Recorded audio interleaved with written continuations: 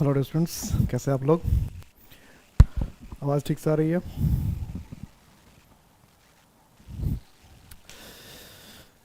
तो अभी तक हम लोग 28 वर्ड्स के सेट डिस्कस कर चुके हैं और अभी जितने सेट्स पिछले 2-3 साल में हमने डिस्कस किया है वो सारे अराउंड 50 के आसपास वर्ड्स के हैं। तो शुरू करते बिना टाइम गंवाए, तैयार है सब डिस्कशन के लिए? शुरू करते हैं। Next, if you pass this difficult examination it will be a feather in your cap. कि अगर इस मुश्किल एग्जाम को आप पास करें तो ये आपके लिए feather in a cap. You will get a very good job, अच्छा जॉब मिलेगा। You will feel proud of it, आपको इसका घमंड होगा, अहंकार होगा। Your parents will be very happy, आपके पेरेंट्स बहुत खुश होंगे। You will get a scholarship for higher studies, आपको हायर स्टडीज़ के लिए स्कॉलरशिप मिलेगा। तो a feather in your cap, तो your parents will be happy. तो फीदर इन अ कैप का मतलब होता है अचीवमेंट। अचीवमेंट, आप जो कुछ उपलब्ध करते हैं, कुछ हासिल करते हैं, उसको कहते हैं फीदर इन वंस कैप। फीदर इन, ये इससे पहले भी आ चुका है। तो हालांकि इसका बिल्कुल क्लोज सा ऑप्शन नहीं दे रखा है, लेकिन अगर सेंस के हिसाब से देखें कि फीदर इन वंस कैप का मतलब है अचीवमेंट, तो अचीवमेंट के हिसाब से देखें, इस मीनिंग के हिसाब से देखें तो फीदर इन वंस कैप का मतलब क्या हो जाएगा? किसी का अचीवमेंट, यानी you will feel proud of it. और जो आपकी अचीवमेंट होती है उसका क्या करते हैं आप? गर्व महसूस करते हैं। कोई ऐसी चीज़ जो आप अचीव करते हैं उसका आपको गर्व महसूस करते हैं, इसलिए क्या होना चाहिए? Second B. नेक्स्ट क्या है? It is clear that the ideas of both reformers ran in the same groove. कि it is clear that the ideas of both reformers, की दोनों जो रिफॉर्मर्स सुधारक थे उनकी जो आइडियाज थी, ran in the same groove. Promoted each other, एक दूसरे को प्रमोट करते थे। क्लैश्ड विद ईच अदर, एक दूसरे से टकराते थे। एडवांस इन हारमोनी, एडवांस का मतलब यहाँ बढ़ना, साथ साथ बढ़ रहे थे। मूव इन डिफरेंट डायरेक्शंस, अलग अलग डायरेक्शंस में बढ़ रहे थे। तो grouped, ran in the same group, इसका मतलब क्या? एक साथ चलना, कदम से कदम मिलाकर चलना, हम सफ़र की तरह चलना, ऐसे चलना कि कभी किसी को तकलीफ ना हो। तो इसके हिसाब से देखेंगे तो क्लास हो जाएगा एडवांस इन हारमनी, कि एक साथ मिलकर चलना, वर्क टुगेदर, मूव टुगेदर, साथ साथ मिलकर काम करना, साथ साथ मिलकर चलना। He is wolf in ships clothing. Wolf मतलब क्या? भेड़िया। और शिप्स का मतलब क्या? भेड़। तो भेड़ के कपड़े पहनकर अगर भेड़िया आ जाए, भेड़ की खाल में भेड़िया, हम लोग इसको कई बार सुनते हैं। स्काउंड्रल बदमाश, रग बदमाश, हैपोक्राइट पाखंडी, क्रूक बदमाश। तो स्काउंड्रल, रग और क्रूक, ये तीनों बदमाश, ये शरारती के लिए आता है। और हाइपोक्राइट आता है पाखंडी के लिए। पाखंडी का मतलब क्या हुआ? कि जो जैसा है वैसा दिखाने, इसको कहते हैं पाखंड। कि आप जैसा हो नहीं वैसा अगर दिखाने की कोशिश करते हैं तो इसको कहते हैं हाइपोक्राइट, पाखंड इसको कहते हैं। तो इसलिए अगर भेड़ की खाल में भेड़िया आ रहा है, इसका मतलब जो जैसा वो है वैसा दिखाने की कोशिश नहीं कर रहा है, तो इसको हम लोग कहते हैं हाइपोक्राइट। इसको क्या कहते हैं? हाइपोक्राइट। तो इसके हिसाब से क्या हो जाएगा? सी। क्या हो जाना चाहिए? सी, हाइपोक्राइट, सी, पाखंडी। नेक्स्ट,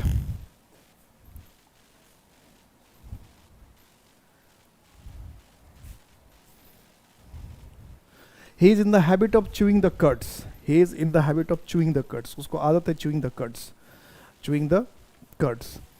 एक्विजिंग अदर्स, दूसरे पे आरोप लगाना। क्राइंग ओवर स्पिल्ड मिल्क, जो भी मतलब खत्म हो गई बात, जो बर्बाद हो गई बात, उस पर बिना मतलब के बवाल करना। फॉरगेटिंग थिंग्स, चीज़ों को भूल जाना। टू म्यूज ऑफ, किसी चीज़ को बहुत गंभीरता से सोचना। म्यूज का मतलब विचार करना। तो च्यू द कर्ड का मतलब होता है to consider something very seriously, किसी को बहुत गंभीरता पूर्वक विचार करना। तो इसके हिसाब से देखें तो क्या हो जाएगा? D, to muse, D. Next, he felt ill at ease after receiving the letter from his son। कि जब उसको अपने बेटे से चिट्ठी मिली तो he felt ill at ease, तो उसको कैसा लगा? डिस्टर्ब, बाधित हो गया। रिलीव, आराम महसूस हुआ। सिक, बीमार हुआ। एम्बेरस्ड, उलझन में पड़ गया, परेशानी में पड़ गया। तो इल एट ईज का मतलब होता है अनकंफर्टेबल होना, ठीक नहीं महसूस, मतलब ऐसी स्थिति में होना जो आपको अनकंफर्टेबल लगता है, ठीक नहीं लगता है। यानी बेटे ने कुछ ऐसा लिख दिया होगा जिसको पढ़ने के बाद, सुनने के बाद उसको मतलब थोड़ा सा लग रहा कि क्या लिख दिया मेरे बेटे, ऐसे कैसे लिख दिया। तो इल एट ईज का मतलब होता है अनकंफर्टेबल सिचुएशन में होना, यानी उस तरह के सिचुएशन में होना जिसकी आपने अपने आप से उम्मीद नहीं की, तो इसको कहते हैं इल एट ईज। तो इसके हिसाब से देखें तो क्या होगा? एम्बेरस्ड। और एम्बेरस्ड पर स्पेलिंग करेक्शन में बार बार पूछता रहता है। With regard to licensing policy, it is advisable for every state to cut corners. कि पॉलिसी को लाइसेंसिंग करने के लिए कि सबको ये एवरी स्टेट यानी हर राज्य को, हर कानून बनाने वाली संस्था को ये एडवाइस दिया जाता है टू कट कॉर्नर्स, कि बिकम लीनियंट. लीनियंट का मतलब क्या होता है? ढीला पड़ जाना. अमेंड द एग्जिस्टिंग रूल्स, की जो रूल्स अभी हैं उसको अमेंड करना, ठीक करना. एक्सरसाइज स्ट्रिक्ट कंट्रोल लिख दिया, स्ट्रिक्ट होना चाहिए, STRICT, ये T होना चाहिए था. स्ट्रिक्ट क्या होना चाहिए था? स्ट्रिक्ट, कि सख्त या हार्ड कंट्रोल स्थापित करना. सिंप्लीफाई द प्रोसीजर, कि प्रोसीजर को क्या करना चाहिए? और आसान करता. कट द कॉर्नर्स का मतलब क्या है? कि सिंप्लीफाई द प्रोसीजर, कि जो हमारे जो प्रोसीजर्स हैं उसको और आसान बनाना चाहिए. तो ये simplify the. Cut the corners का मतलब जो अनावश्यक चीज़ें हैं उसको हटाना, अनावश्यक चीज़ों को काट छाट करना. तो अनावश्यक चीज़ों को काटते छाटते हटाते तो इसको क्या कहते हैं? कट द कॉर्नर्स या सिंप्लीफाई. Next,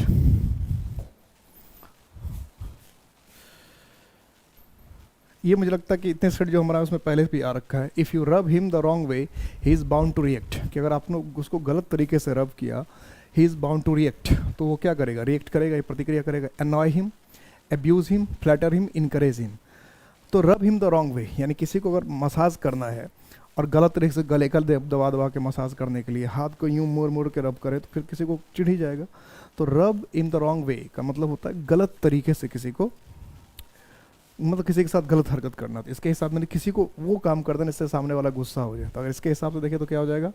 annoy him. क्या हो जाएगा? annoy him.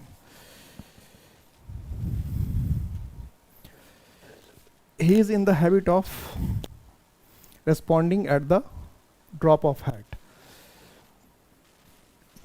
ठीक है? He is in the habit of responding at the drop of hat.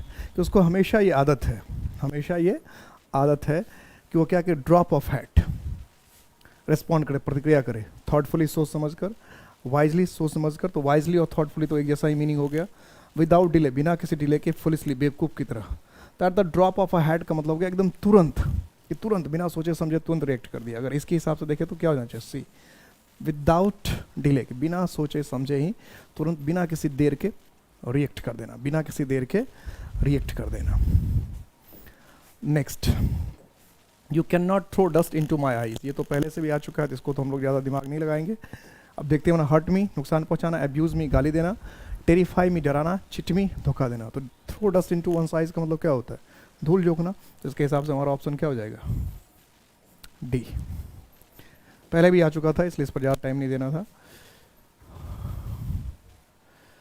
There was opposition to the new policy by the rank and the file of the government. Rank and the file पहले भी आ चुका है, तो जरा फटाफट बता देना. द मेजोरिटी, अधिकांश लोग. द ऑर्डिनरी मेंबर, सामान्य आदमी. द कैबिनेट मेंबर, जो कैबिनेट के लोग हैं वो. द ऑफिशियल मशीनरी, जो ऑफिशियल औपचारिक जो मशीनरी या सिस्टम है वो. तो रैंक एंड फाइल का मतलब होता है आम आदमी, कॉमन मैन, कॉमन पीपल, आम आदमी. तो इसके हिसाब से हम देखें तो क्या हो जाएगा हमारे पास? The ordinary member. Rank and file का मतलब कॉमन मैन, कॉमन पर्सन, जो आम आदमी होता है, जो सारे, उसको कहते हैं rank and file. Next, the company has been handed over to new masters lock, stock and barrel. Lock, stock and barrel. Lock, stock and barrel. Financially, आर्थिक रूप से. पार्सली, अंशतः. कंप्लीटली, पूरी तरह से. एडमिनिस्ट्रेटिवली, प्रशासन के रूप से, व्यवस्थात्मक रूप से. तो लॉक, स्टॉक एंड बैरल का मतलब होता है कंप्लीटली, पूरी तरह से. तो क्या हो जाएगा? सी. क्या हो जाना है? सी, completely. Next,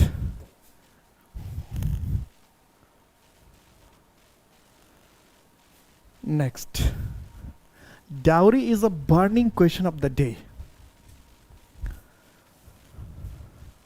Dowry is a burning question of the day. Burning question, a relevant problem. Relevant का मतलब प्रासंगिक समस्या. डाइंग इशू, जो इशू खत्म हो रहा हो. एन इरेलेवेंट प्रॉब्लम, ऐसी प्रॉब्लम जो अप्रासंगिक हो, इरेलीवेंट हो, ना किसी मतलब को. वाइडली डिबेटेड इशू, जो बड़े पैमाने पर इस पर डिबेट किया जा रहा हो. तो बर्निंग क्वेश्चन का मतलब होता है जो ऐसा मुद्दा, ज्वलंत क्वेश्चन, ज्वलंत मुद्दा, ज्वलंत किसी चीज़ का एग्जाम्पल. तो फिर बर्निंग का मतलब क्या होगा? Widely debated issue, widely debated issue, widely debated issue.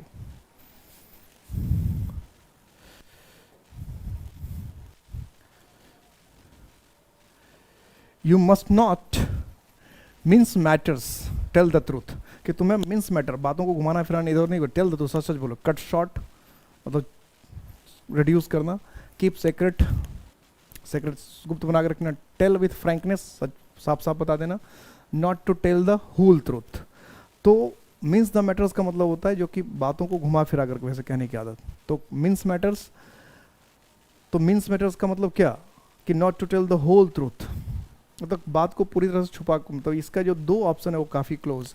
एक तो डी भी जो है ये भी ऑप्शन है, नॉट, अब जो इसका मीन्स मैटर है तो इसका मतलब है do you not tell the truth, कि ये सीक्रेट बना के ये ज़्यादा बेहतर, कि पूरी तरह से बात को खोल के नहीं रखना, क्योंकि अगर ये सेंटेंस हम फिट करते भी है तो you must not to tell the whole truth.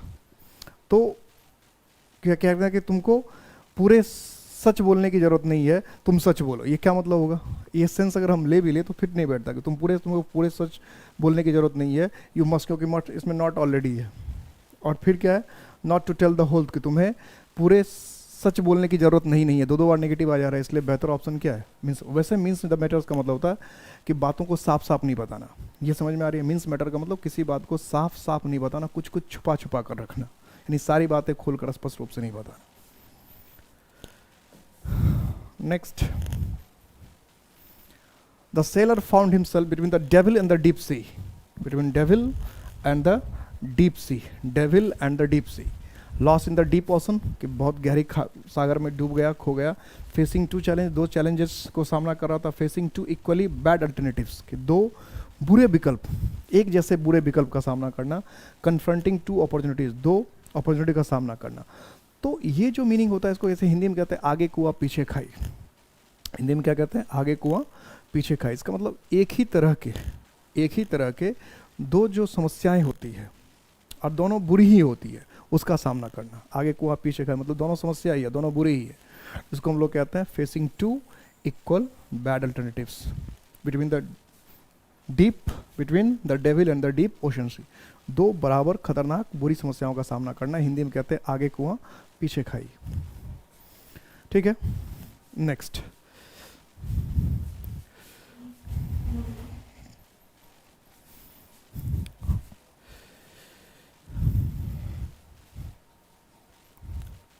The hero of Naipaul's novel a house for Biswas, like modern young man, कि जो मॉडर्न यंग मैन की तरह wishes to paddle his own canoe, कि जितने आजकल के जितने भी यंग मैन है वो क्या चाहते हैं, क्या करना चाहते हैं, पैडल हिज ऑन कैनो। तो क्या कहने का सेंस है कि जितने भी नौजवान लोग होते हैं, मॉडर्न होते हैं, कि अपना काम खुद करें, अपने पैरों पे खुद खड़े रहें, जो मन है वो अपने हिसाब से डिसीजन ले, अपने हिसाब से काम करे, यानी खुद रिस्क ले और आगे बढ़े।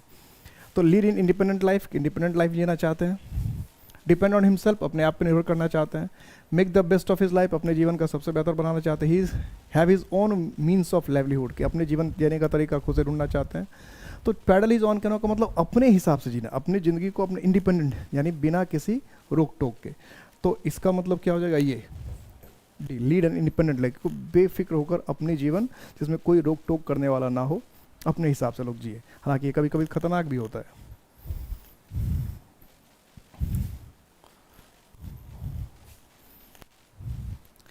आई am afraid the two brothers are at cross purposes, कि मुझे डर लगता है कि जो दो भाई है, क्वारल विथ ईच अदर, एक दूसरे से झगड़ा कर रहे हैं, डिसलाइक ईच अदर, एक दूसरे को नफरत करते हैं, are working against each other, एक दूसरे के खिलाफ काम कर रहे हैं, आर मिसअंडरस्टैंडिंग, एक दूसरे को मिसअंडरस्टैंड कर रहे हैं, एक दूसरे को ठीक से समझ नहीं रहे।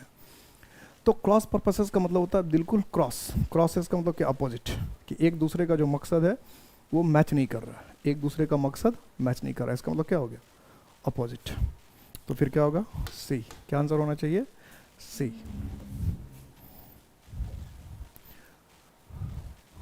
Our school is within a stone's throw of the railway station, कि हमारा जो स्कूल है विद इन स्टोन्स थ्रो, यानी स्टोन्स का मतलब एक पत्थर भी फेंक दे तो वहाँ पहुँच जाए। तो इसका मतलब क्या, with in a certain radius, इस खास रेडियस के पीछे, एट अ शॉर्ट डिस्टेंस, बहुत ही कम दूरी पर, with in a definite circumference, एक खास सरकमफेरेंस में, वेरी फार ऑफ, बहुत दूर। तो जहाँ पत्थर भी फेंकने से पहुँच जाए वो क्या होगा, नज़दीक होगा। तो इसका मतलब क्या होना चाहिए, एट अ शॉर्ट डिस्टेंस, नज़दीक है, short distance. My mother is in raptures over her new stock, in raptures, very enthusiastic, working vigorously, बहुत ताकत से काम करना, कंप्लीटली डिससेटिस्फाइड, पूरी तरह से असंतुष्ट, एक्सट्रीमली एंग्री, बहुत ज़्यादा गुस्से में। तो क्या ऑप्शन होना चाहिए इसका? तो इसका ऑप्शन है इन रप्चर्स ओवर का मतलब किसी चीज़ को लेकर बहुत ज़्यादा उत्साहित होना, किसी चीज़ को लेकर बहुत ज़्यादा खुश होना, प्रसन्न होना। तो फिर क्या हो जाएगा? वेरी इंथुसिस्टिक।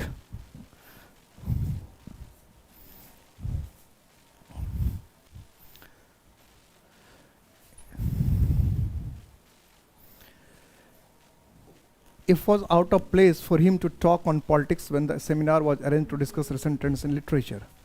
If was नहीं, you can it was. It was out of place, foolish, strange, odd, or inappropriate for him to talk on politics when the seminar was arranged to discuss recent trends in literature. तो क्या inappropriate, out of place मतलब जो fit नहीं है, उचित नहीं है, जो होना कुछ और चाहिए हो गया कुछ और, इसको कहते हैं out of place. तो क्या हो जाएगा? inappropriate. क्या होना चाहिए? Inappropriate. Next, his voice gets on my nerves. His voice get on my nerves. क्या मतलब होना चाहिए इसका? His voice gets on my nerves.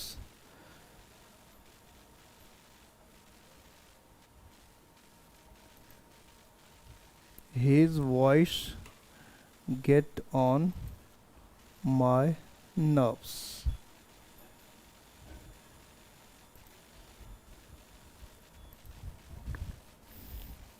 क्या?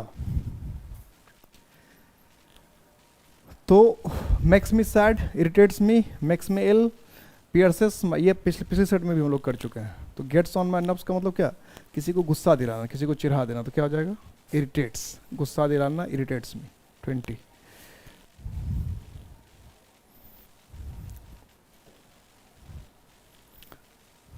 देखिए इस क्वेश्चन को।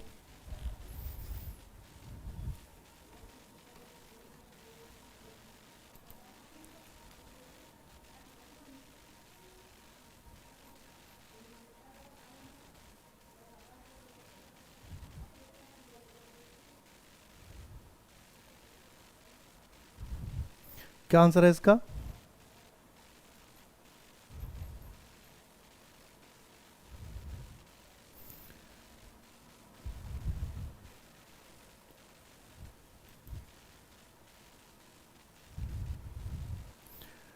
क्या आंसर करें?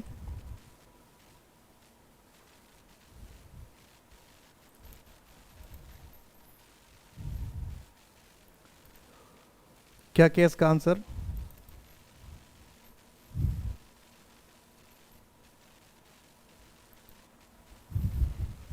seamy side of life. The police are used to seeing the seamy side of life. An adventurous life, a life full of risks, immoral aspects of society, criminal society. तो seamy side of life का मतलब होता है कि life का वो पहलू जो गलत हो, खराब हो, नेगेटिव हो, तो उसको कहते हैं seamy side of life. तो उसके हिसाब से क्या हो जाएगा? क्रिमिनल या इमोरल एस्पेक्ट्स ऑफ लाइफ, अनैतिक, भ्रष्ट, गलत, इमोरल, गलत. Add fuel to fire, do not add fuel to the fire. Add fuel to the fire का मतलब क्या? आग में घी डालना. तो क्रिएट प्रॉब्लम, प्रॉब्लम को क्रिएट करना. हैरस, किसी को तंग करना. एग्रेवेट, एग्रेवेट का मतलब खराब को और खराब करना. एग्रेवेट कई बार पूछ चुका है, स्पेलिंग करेक्शन में पूछता, खराब को और खराब करना. एग्रेवेट ट्रबल, खराब को और खराब करना. काम डाउन, ठंडा करना. तो क्या होना चाहिए? सी, खराब को और खराब करना.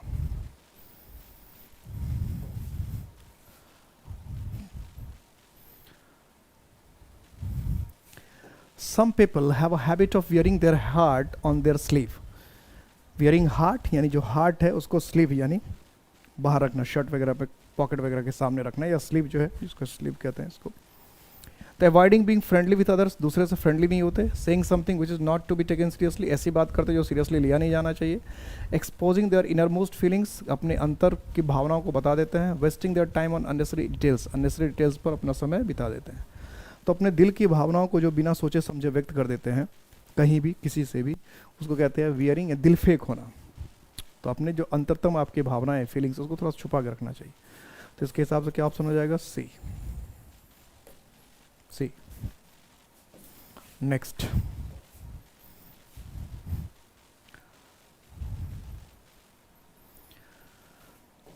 When I saw him in the morning, he looked like a duck in a thunderstorm. कि जब मैंने उसको सुबह में देखा तो he look like a duck in the thunderstorm, कि जब तूफान आ रहा हो, बिजली कड़क रहा तो उसमें डक क्या करेगा? टिमिड, डरा हुआ, पीसफुल मतलब क्या? शांत, इनडोमिटेबल, जिसको उसको हम कंट्रोल नहीं कर सकते, डिस्ट्रेस्ड। तो like a duck in the मतलब डिस्ट्रेस्ड, दुखी, एकदम उदास, चिंतित, distressed. Next, it was a Herculean task for me, कि मेरे लिए ये हरक्लिन, हालांकि हरक्लिन टास्क से पहले भी आपको आ चुका है। It was a Herculean task for me, कि मेरे लिए तो ये हरक्लिन टास्क था। तो work requiring great effort, impossible task, easy task, and entire new task. तो हरक्लिन टास्क का मतलब होता है बहुत मेहनत का प्रयास, जैसे हिंदी में कहते हैं भागीरथ प्रयास, जमीन आसमान एक कर देना। तो बहुत मुश्किल काम जो है, बहुत मुश्किल, उसको कहते हैं हरक्लिन टास्क। इसके लिए एक दूसरा वर्ड भी कई बार एग्जाम में यूज होता है, वो है टॉल ऑर्डर। टॉल ऑर्डर का मतलब क्या होता है? मुश्किल काम, ऐसा काम जो करना थोड़ा सा मुश्किल हो, थोड़ा सा क्या, बहुत ज़्यादा मुश्किल हो, उसको कहते हैं टॉल ऑर्डर या हरक्लिन टास्क।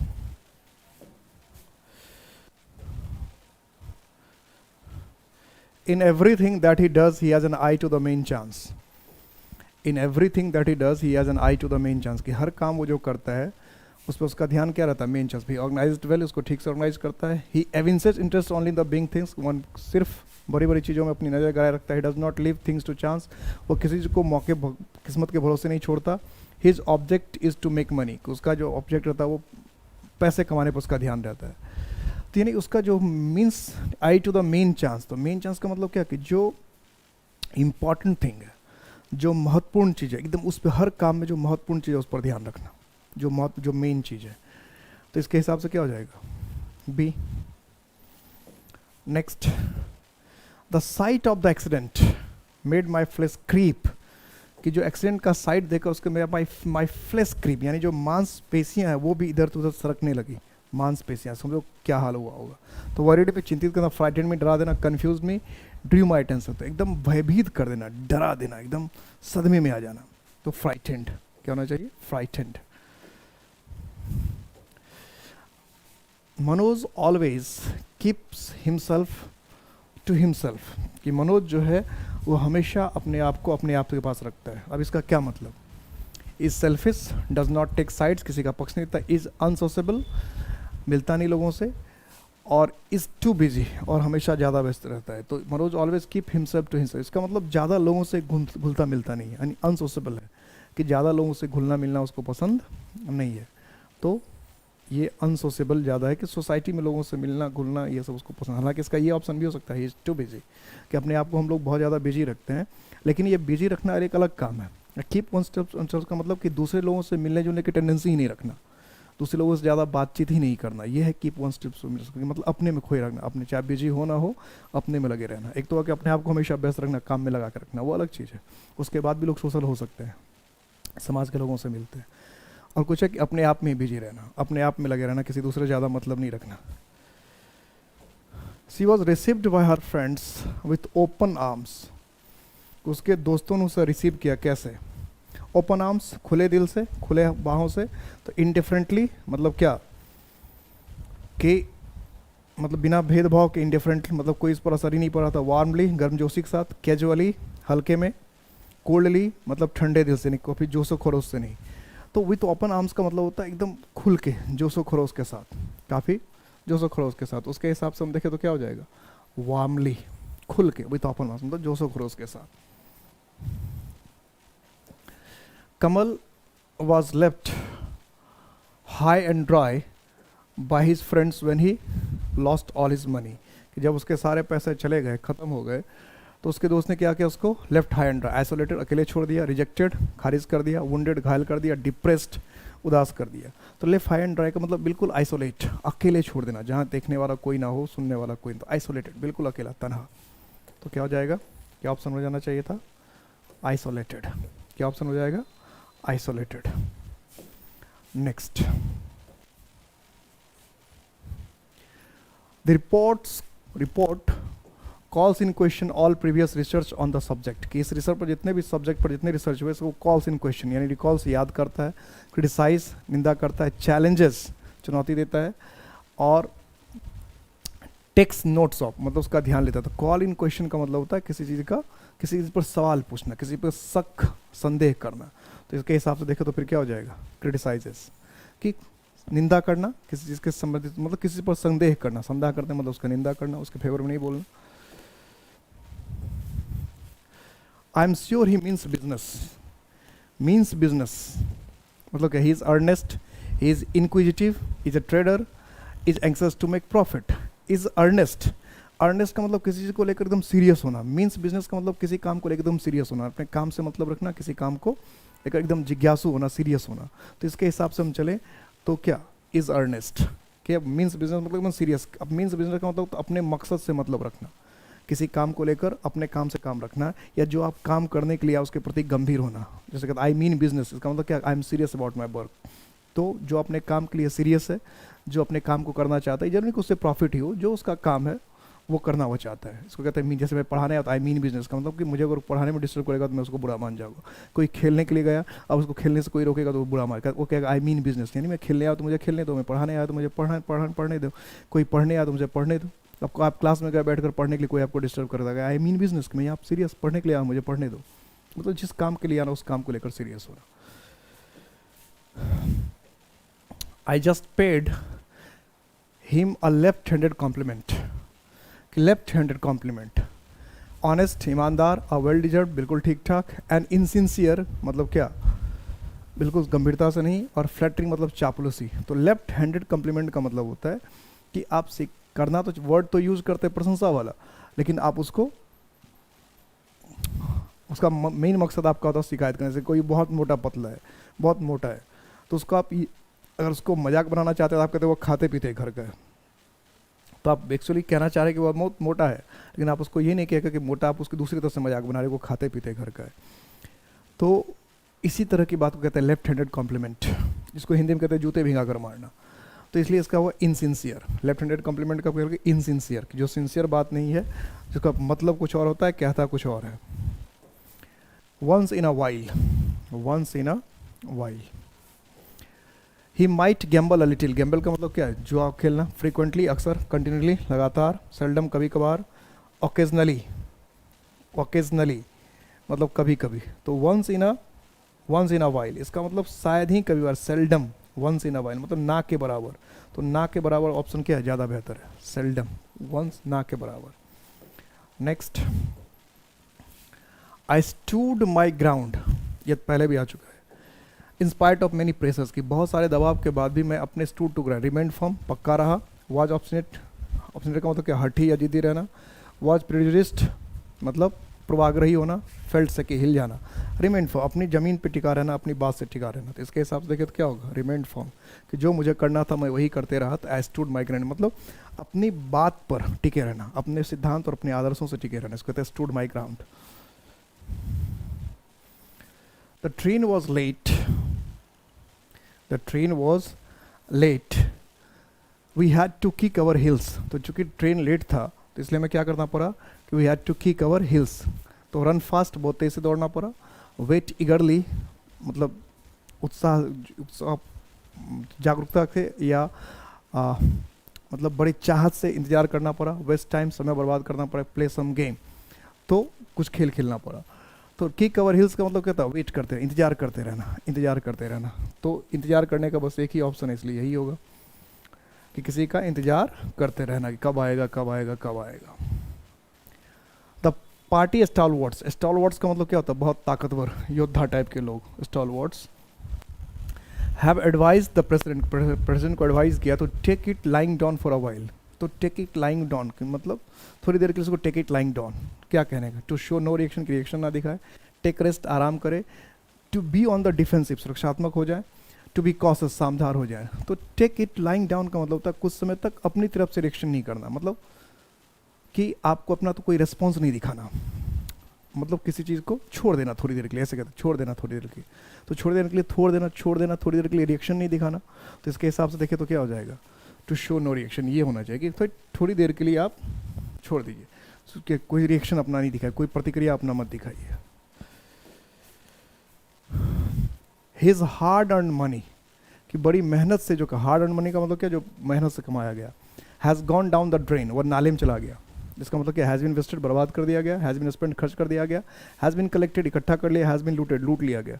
तो आप कहते हैं has gone down the drain, नाली में चला गया, इसका मतलब किसी ने उसको बर्बाद कर दिया। नाले में जाना मतलब बर्बाद करना। तो खर्च तो हम अच्छी जगह पे भी कर सकते हैं, तो लेकिन आपने नाले का इस्तेमाल किया, इसका मतलब क्या, पैसे को आपने पानी की तरह बहा दिया, बर्बाद कर दिया। इसलिए क्या होना चाहिए था, ए, हैज़ बीन वेस्टेड, कि बर्बाद कर दिया गया पैसे को। A movement for the world unity is in the offing, कि पूरे वर्ल्ड की यूनिटी के लिए मूवमेंट जो in the offing, at the end खत्म होने वाला है, अबाउट टू स्टार्ट, शुरू होने वाला, ऑन डेक्लाइन, घट रहा है, इन द ईयर, होने वाला। तो इन द ऑफिंग मतलब लगता है जो बस शुरू होने वाला है यार, और ये चल भी रहा है दुनिया में, तो दुनिया के हिसाब से ये क्या है, ऑप्शन ठीक भी है। तो about to start, in the offing का मतलब बस होने वाला, जो कभी भी हो सकता है, जो होने वाला है, जो शुरू हो सकता है, in the offing. About to start, जो होने वाला है, जो कभी भी हो सकता है। He has designs on that young girl, कि designs on that young girls, उसके लिए कुछ डिजाइन यानी कुछ चाल सोच रखा है। वॉन्ट्स टू रेप, थोड़ा सा ये ज़्यादा सीरियस हो गया। Desires to be alone with, उसके साथ अकेले रहना चाहता है। वांट्स टू चीट, उसको धोखा देना चाहता है। Wants to be intimate with, उसके साथ बहुत क्लोज, बहुत नज़दीक रिलेशन बनाना चाहता है। तो डिजाइन्स ऑन का मतलब यही होता है, किसी से बहुत नज़दीक का रिलेशन बनाना, काफ़ी करीब आने की कोशिश करना, बहुत ज़्यादा घुलने मिलने की कोशिश करना। तो इसके हिसाब से क्या हो जाएगा, इंटीमेट, मतलब उसके साथ रिलेशन है ऐसा ही, मतलब किसी के साथ बहुत क्लोज होना, बहुत नज़दीक हो जाना। लेकिन ये वर्ड जो ऊपर वाला ऑप्शन है वो ठीक नहीं है ऐसा ही मीनिंग, कि किसी से बहुत ज़्यादा करीब आने की कोशिश करना, और उसके लिए रेप वर्ड अप्रोप्रिएट नहीं है। तो किसी के साथ बहुत नज़दीक आना, किसी से बहुत अपनापन बनाने की कोशिश करना। The captain played with determination, determination का मतलब क्या, पक्का इरादा। Because the honour of the team was at stake, क्योंकि जो टीम का ऑनर, जो टीम का जो सम्मान था वो एट स्टेक। तो एट स्टेक का मतलब क्या, इनएविटेबल, अवसंभावित था, एट द टॉप, शीर्ष पर था, नेसेसरी, जरूरी था, इन डेंजर। तो पूरे डिटर्मिनेशन से कब खेलते हैं, जब हमें कोई खतरा महसूस हो। तो इसलिए क्या होना चाहिए था, इन डेंजर, डी ऑप्शन होना चाहिए, in danger. He is a queer fish, he is a queer fish. I have failed to understand him, मैं उसको समझ नहीं पाया। फनी पर्सन, सेंसिटिव पर्सन, भावुक, स्ट्रेंज, अजीब व्यक्ति, क्वालसम, झगड़ालू पर्सन। तो क्वियर फिश का मतलब था अजीब, स्ट्रेंज, ऐसा व्यक्ति, इसको समझना क्या हो, थोड़ा सा मुश्किल हो। तो इसके हिसाब से हम देखें तो क्या हो जाएगा, स्ट्रेंज पर्सन, क्या हो जाएगा, स्ट्रेंज, अजनबी। क्वियर फिश, विचित्र तरह का आदमी, विचित्र तरह का आदमी, अजीब तरह का आदमी, विचित्र तरह का आदमी, अजीब तरह का आदमी। चाइल्डहुड एंड इनोसेंस, लाइक चिक बाय जोल, लाइक चिक बाय जोल, टुगेदर, साथ, वन आफ्टर अनदर, एक के बाद दूसरा, साइड बाय साइड, साथ साथ, प्रोपोर्शनिटी मतलब क्या, एक समान। तो लाइक चिक बाय जोल का मतलब क्या होता है, एक जो साथ साथ रहे, एक साथ रहे, चिक बाय जोल मतलब साथ साथ रहने वाला। तो इसका दोनों ऑप्शन बहुत क्लोज है, साइड बाय साइड और एक है टुगेदर। तो साइड बाय साइड का मतलब बगल बगल भी कह सकते हैं, और टुगेदर का मतलब अपनापन ज़्यादा आ रहा है। तो इसके हिसाब से लाइक चिक बाय जोल का मतलब साथ, एक साथ रहने वाले। तो ये ऑप्शन ज़्यादा बेहतर, ऑप्शन ये भी ठीक लग रहा है, लेकिन ये ऑप्शन टुगेदरनेस ज़्यादा ला रहा है, इकट्ठा साथ रहना, टुगेदरनेस का सेंस। तो टुगेदरनेस का सेंस इसी में आ रहा है।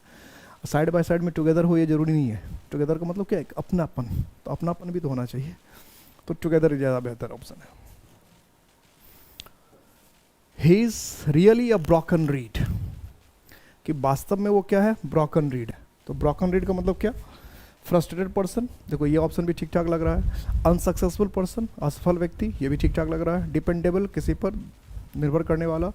One who has lost his in business, जो क्या है कि दूसरे जो बिजनेस को खो चुका है। तो ब्रोकन रीड का मतलब ऐसा व्यक्ति जिस पर हम भरोसा नहीं कर सकते, जो विश्वास का पात्र ना हो, जिस पर हम भरोसा नहीं कर सकते, जो हमारे विश्वास के लायक नहीं हो, भरोसे के लायक नहीं हो। तो इसके हिसाब से क्या हो जाएगा, अनडिपेंडेबल, कि जो दूसरे पर विश्वास नहीं कर सकता, जो दूसरे पर भरोसा नहीं कर सकता।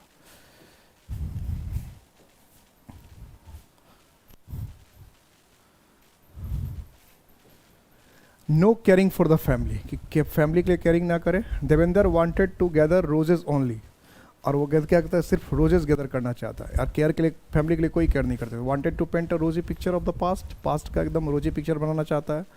वांट टू स्टार्ट बिजनेस और प्रोजेक्ट तो कोई सेंस नहीं मरा. Wanted to make safe investment, बिल्कुल सुरक्षात्मक इन्वेस्टमेंट करना चाहता है.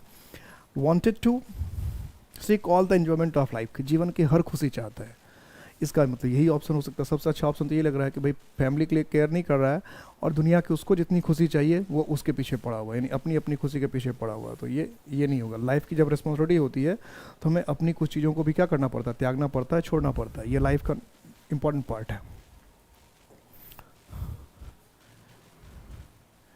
He knew she was dead, but was completely at sea about the cause of her death. कि वो जान रहे कि वो मर गया, but was completely at sea, लेकिन पूरी तरह से at sea. अब at sea का मतलब क्या संबंध में होता है? About the cause of her death, कि उसके मौत के कारण को लेकर at sea, anxious, confused, ignorant, certain. तो at sea का मतलब है unable to understand, कि उसको समझ नहीं आ रहा था. मर तो गई वो ठीक है, लेकिन समझ में नहीं आया कि मर कैसे गई. तो इसको कहते हैं at sea, unable to understand the cause, confused, unable to understand, कि उसको समझ में नहीं आ रहा था क्या हुआ कैसे हुआ. तो एट सी का मतलब हो गया कन्फ्यूज्ड.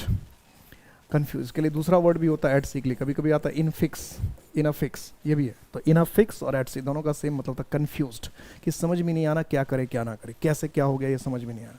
इसको एट सी भी कहते हैं, इनफिक्स भी कहते हैं, दोनों कहते हैं.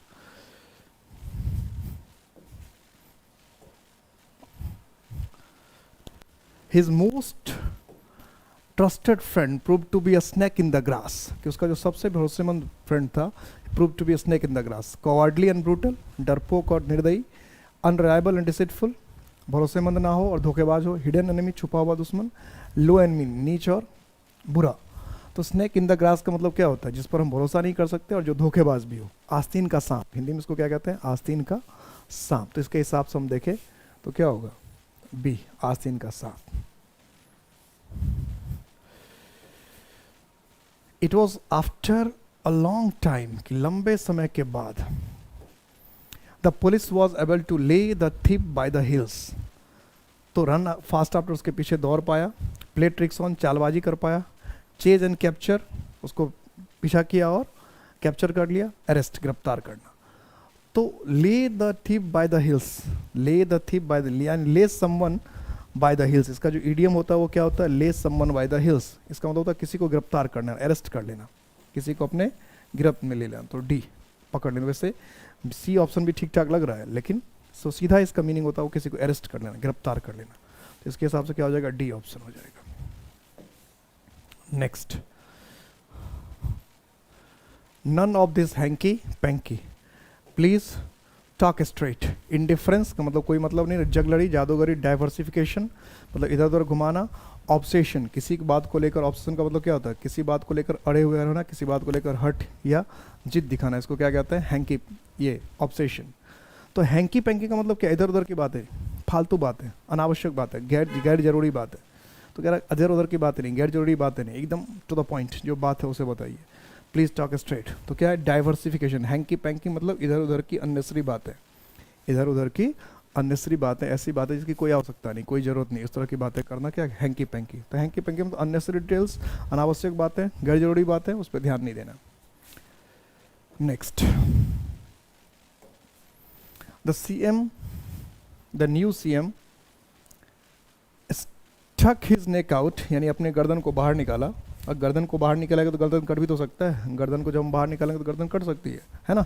And promise 10 kg free wheat a month for all rural families, की जितने भी रूरल फैमिलीज हैं, जितने भी ग्रामीण परिवार है, सबको 10 kg गेहूँ जो है पर मंथ देना.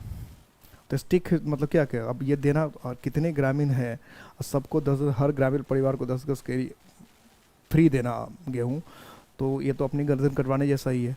तो वैसा ही लगता है. स्टिक हिज नेक आउट, यानी अपनी गर्दन को क्या कर दिया? बाहर कर दिया. यानी गर्दन जो है कहीं कटने के लिए डाल देना, ओखली में गर्दन डाल लेना, ऐसा हम लोग कहते हैं. तो एक्सटेंडेड हेल्प, मदद के लिए कहा. टू कैन ओथ, कसम खाया. कॉज्ड एम्बेरसमेंट, कि एम्बेरसमेंट का कारण बन गया, उलझन या परेशानी का कारण बन गया, दुविधा का कारण बन गया. टुक का रिस्क, तो गर्दन बाहर निकालने का मतलब क्या? खतरा मोल लेना ही है, कि इस तरह की बात करना खतरा मोल लेना ही है. तो स्टक हिज नेक आउट का मतलब क्या? अपनी गर्दन बाहर निकाल देना या अपनी गर्दन जो है वो उखली में डाल देना. तो इसके हिसाब से हम देखें तो क्या ऑप्शन हो जाएगा? टुक का रिस्क, खतरा मोल लेना. ओ, खत्म हो गया. तो 50 थे या 51 थे? 50. तो 50 हमारे पास हमने इस सेट में ईडियम्स की है। जैसा आप सबको पता है, इम्पैक्ट एकेडमी हमेशा आप सबके साथ है। जब भी जहाँ भी किसी तरह का कोई भी प्रॉब्लम हो, कोई भी तकलीफ हो, कोई भी दिक्कत हो, तो आप क्वेश्चन पूछने में, हमसे कांटेक्ट करने में कभी कोताही ना बरतें। जब भी आपको कोई तकलीफ हो, जब भी कुछ पढ़ना हो, तो आप ज़रूर पूछ लें। हम आपके साथ हमेशा हर कदम पे हैं। सिर्फ आपको एक कॉल करने की ज़रूरत है, सिर्फ अपने समस्या को शेयर करने की ज़रूरत है। आप वर्दी में हो, आप देश की सेवा करें, आपको वर्दी में देखना, यही हमारा सपना है। और इसी सपना को पूरा करने के लिए हम लोग मेहनत कर रहे हैं। आपका साथ चाहिए और आप जी खोल कर हर तरह से प्रयास कीजिए। और जितनी भी आपको हमसे मदद की ज़रूरत पड़ती है, एकेडमी से मदद की ज़रूरत पड़ती है, हर एकेडमी का हर एक शख्स आपके लिए है, आपके सपनों को पूरा करने के लिए। आपका सपना ही हमारा सपना है। जय हिंद।